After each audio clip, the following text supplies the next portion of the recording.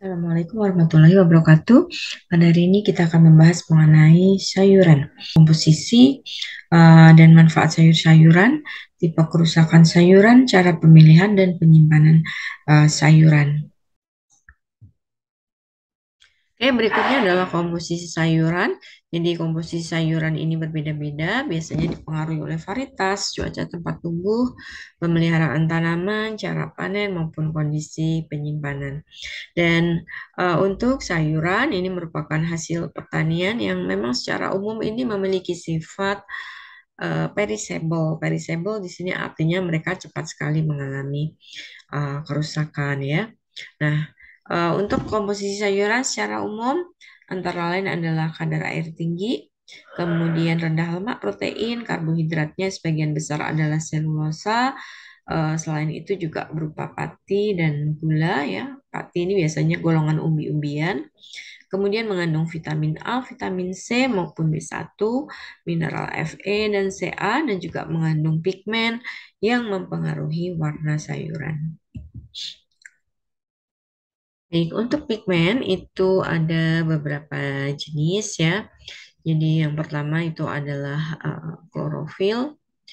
Klorofil ini akan menentukan warna hijau pada tanaman ya. Jadi untuk sayuran-sayuran yang berwarna hijau maka dia umumnya adalah mengandung klorofil.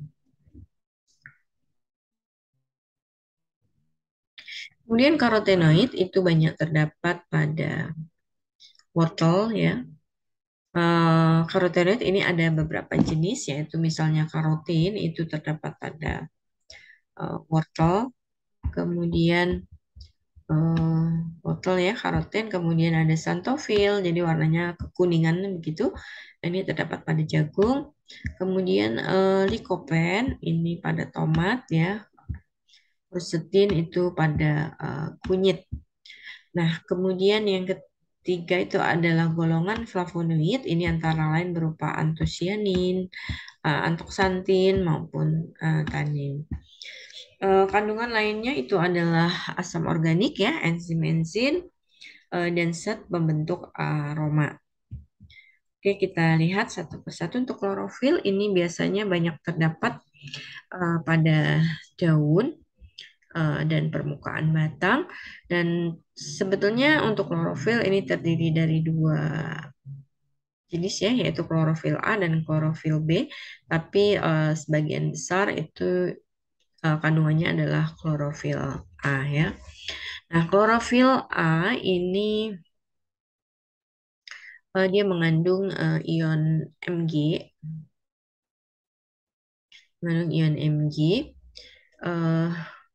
dan ion Mg di dalamnya ini sifatnya adalah tidak stabil dan dia sangat mudah digantikan oleh ion H, sehingga inilah yang kemudian akan menyebabkan klorofil yang berwarna hijau itu bisa berubah menjadi hijau kecoklatan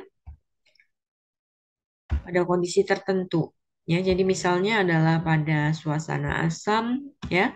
Jadi pada kondisi asam maka akan terjadi substitusi magnesium oleh hidrogen itu yang membentuk fiofitin, yaitu klorofil yang kehilangan magnesium. Nah, ini warnanya menjadi hijau kecoklatan. Sehingga bila kita memasak sayuran itu sebaiknya adalah tidak kita tutup. Kenapa? Karena kalau kita tutup maka di situ akan terjadi penumpukan asam organik yang menyebabkan pH media perebus itu menjadi turun sehingga sayuran itu kemudian berwarna hijau kecoklatan. Jadi kalau kita misalnya ingin membuat apa ya sayur rebus begitu ya, yang warnanya cantik, warnanya hijau, maka jangan ditutup, tetapi harus kita buka untuk menguapkan asam organik. Oke, kalian bisa coba itu di rumah masing-masing. Berikutnya adalah karotenoid. Ini adalah merupakan pigmen berwarna kuning, orange atau merah orange. Sifatnya itu adalah larut di dalam lemak ya. Karotenoid umumnya terdapat pada kloroplas ya ataupun bersama-sama dengan klorofil dan terutama adalah pada bagian permukaan atas daun. Kerusakan selama pemasakan itu sangat sedikit. Jadi untuk karotenoid ini umumnya adalah bersifat tahan terhadap panas ya.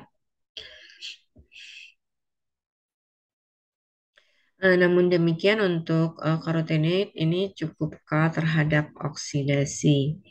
Nah, tadi dikatakan bahwa karotenoid ini adalah merupakan prekursor vitamin A ya, jadi merupakan provitamin A, jadi prekursor pembentukan vitamin A dalam tubuh. Berikutnya adalah flavonoid tadi ya, jadi antara lain adalah berupa antosianin. Nah, antosianin ini merupakan pigmen yang berwarna merah, biru, ataupun violet. Dan biasanya dia bersifat larut dalam air. Jadi kalau kalian mungkin mengenal kembang telang ya, kembang telang itu warnanya biru ya, biru agak violet seperti itu. Nah, ini termasuk salah satu jenis yang mengandung antosianin ini. Jadi kalau misalnya kita larutkan dalam air panas, dia akan berwarna biru. Tapi bila dalam larutan itu kemudian kita tambahkan jeruk nipis ya, maka dia akan menjadi berwarna ungu ya. Jadi ungu, dan bila dia sangat asam itu akan cenderung ke arah merah ya. Jadi untuk sayuran yang banyak mengandung antosianin, maka keasaman larutan itu akan menentukan warna produk. Jadi misalnya di sini contohnya adalah bit atau kubis merah ya. Bila air pemasaknya keasamannya rendah, maka akan menjadi kelabu violet. Tapi kalau misalnya kita tambahkan dari cuka ataupun jeruk nipis akan menjadi merah terang kembali. Nah, antosianin ini umumnya memiliki manfaat fungsional bagi kesehatan karena dia mengandung antioksidan ya yang mampu menangkal radikal bebas yang terdapat dalam tubuh. Oke, berikutnya adalah antoksantin. Ini adalah pigmen flavonoid yang berwarna kuning. Sifatnya adalah larut dalam air dan biasanya terdapat di dalam lendir sel daun. Ya, kemudian ini adalah standar konsumsi sayuran menurut FAO yaitu 75 kilogram per kapita per tahun. Di sini kita bisa menghitung bahwa eh, berarti kita perlu mengkonsumsi sayuran itu dalam sehari itu sekitar 200 gram. Nah, mungkin kalian bisa mengukur sendiri apakah konsumsi sayuran kalian itu sudah mencukupi atau belum eh, dengan standar konsumsi sayuran menurut FAO ini. Karena apa? Karena kalau di sini dikatakan bahwa untuk masyarakat Indonesia itu ternyata masih di bawah standar. Kita lihat di tahun 2010 ya, Indonesia itu 35 kilogram per kapita per tahun, jadi masih jauh lebih rendah dibandingkan standar ya. Kemudian untuk Cina ini yang sudah sangat tinggi yaitu 270 kilogram per kapita per tahun. Singapura 120, Vietnam 75, dan Thailand 30 kilogram per kapita per tahun. Jadi untuk kalian yang mungkin masih belum memenuhi standar konsumsi sayuran, silahkan diperbaiki pola makannya ya. Jadi minimal dalam sehari 200 gram. Oh, 200 gram itu mungkin sekitar 2 ikat bayam ya. Ya, ya, tapi itu terbagi menjadi dalam 3 kali frekuensi kita makan tentunya. Mudah-mudahan bisa ya. Oke, ini adalah komposisi dari beberapa macam sayuran ya. Jadi ada misalnya di sini adalah wortel ya, kemudian loba, asparagus dan sebagainya. Kalian bisa melihat di sini bahwa untuk karbohidrat ini kalau yang mengandung pati, jadi misalnya sayuran ubi seperti kentang itu tentunya karbohidratnya adalah berupa polisakarida yang berupa amilosa, amilopektin, jadi ya cukup tinggi ya karbohidratnya. Kemudian kalau untuk sayuran di sini seperti wortel, lobak, asparagus dan sebagainya, ini karbohidratnya tidak terlalu tinggi ya. Dan umumnya karbohidratnya adalah berupa serat tadi. Kemudian protein semuanya kecil, lemak juga rendah ya. Ini adalah abu dan ini airnya untuk sayuran kita lihat ini memang cukup tinggi. Kita lanjutkan pada perubahan pada sayuran pasca panen. Jadi setelah dipanen, sayuran itu ternyata masih hidup. Kenapa masih hidup? Karena dia masih melangsungkan respirasi maupun transpirasi. Nah, pada saat dia masih hidup, ya, belum dipanen ya, maka transpirasi ini akan diganti oleh aliran cairan tanaman yang mengandung air, mineral dan bahan hasil fotosintesis. Tapi setelah dipanen itu tentunya tidak akan ada penggantian sehingga kehilangan air dan substrat itu tidak dapat diganti. Nah, ini yang kemudian akan menyebabkan terjadinya proses kemunduran atau deteriosasi ya. Nah, di sini setelah dipanen kualitas sayuran itu tidak dapat ditingkatkan. Yang bisa itu adalah dipertahankan ya. Jadi nanti pada kuliah fisiologi pasca panen nanti akan dijelaskan lebih lanjut mengenai fisiologi lepas panen dan bagaimana cara mempertahankan eh, kesegaran hasil panenan ya. Nah, untuk respirasi ini intensitasnya dipengaruhi oleh berbagai macam hal, antara lain adalah umur, kemudian kondisi sayuran maupun bentuk umbi. Sekarang kita bahas mengenai tipe kerusakan sayur. Jadi untuk kerusakan sayur itu ada beberapa jenis ya. Jadi yang pertama itu adalah kerusakan fisik. Misalnya adalah tergores ya, kemudian teriris ataupun terpotong, pecah ataupun patah, memar maupun sobek. Nah, ini biasanya terjadi karena cara panen yang kasar ya. Kemudian yang kedua itu adalah kerusakan fisiologis. Jadi ini contohnya adalah wasting injury, chilling injury ya. Kemudian pertunasan, perkecambahan misalnya pada umbi ya, misalnya pada bawang ataupun pada biji-bijian ya. Kemudian kerusakan patologis ini yang disebabkan oleh kontaminasi oleh bakteri maupun fungi ya. Ini ya. Nah, kerusakan fisik ini jadi yang tadi yang pertama ini ternyata itu bisa menyebabkan kerusakan patologis ya. Karena pada kerusakan fisik tersebut itu akan dapat memicu pertumbuhan bakteri maupun fungi yang tentunya tidak kita inginkan.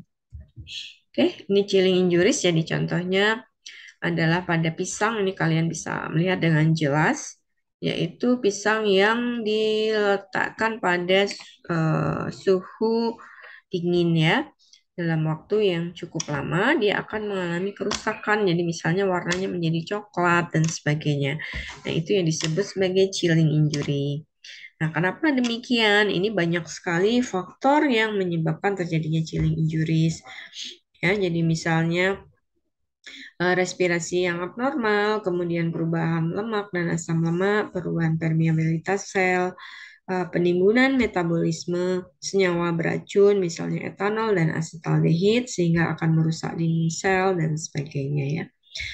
Nah, kemudian freezing injuries ini adalah kerusakan karena penyimpanan pada suhu beku.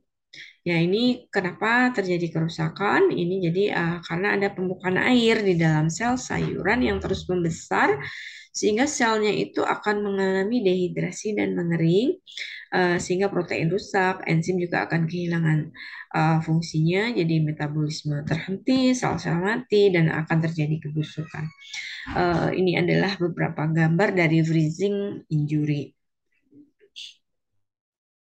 Biasanya setelah mereka mengalami freezing injury, maka komoditas ini akan mengalami kerusakan tekstur ya.